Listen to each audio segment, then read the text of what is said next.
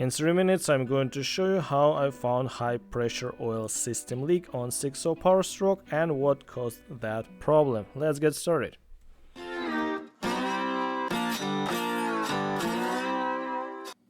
First, let's locate our Icp sensor. Icp sensor is located just above the glow plug control module. Let's unplug the connector, pry that plastic tab out and pull the connector like that. Guys, if mode strikes, subscribe to the channel, very appreciated that. 24mm wrench to remove the sensor. Sensor is out, and now we have to use the Icp sensor adapter for the shop air hose. I will put link down in the description for this toolkit. Okay, let's screw our adapter into the Icp sensor hole. Okay, hold tight, make sure there's no any leaks. If you have any questions, put them down in the comment section below.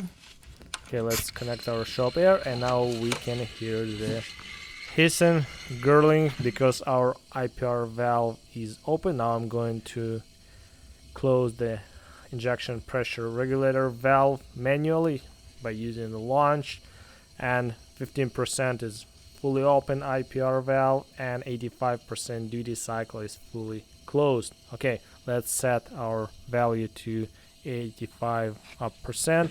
Okay, now we shouldn't hear anything, like it should stay closed, but we still can hear the hissing gurgling sound. Means we have a leak somewhere in a high pressure oil system. Now we're going to look where it can be. Okay, there's a high pressure oil rail, dummy plug can leak, or stand pipe O-rings can leak, or one of them injector seals can leak. We're on the passenger side, same thing can happen on a driver's side. High pressure oil rail, dummy plug, stand pipes, injector seals, some O-rings, and also we can have a problem at the IPR valve. So you can see the turbocharger, we're near the FICM, and that arrow pointing on IPR valve, and IPR valve can be the problem as well, and it's hard to get there to manually actuate that valve. That's why we use that launch. Okay, and also we can have a problem with the fitting at the H-pop high pressure oil pump. That can be an issue, and in this video we completed the test, and check the next video how to replace the dummy plugs and stand pipe, and that's a stand pipe I removed from the passenger side, and as you can see that busted O-ring.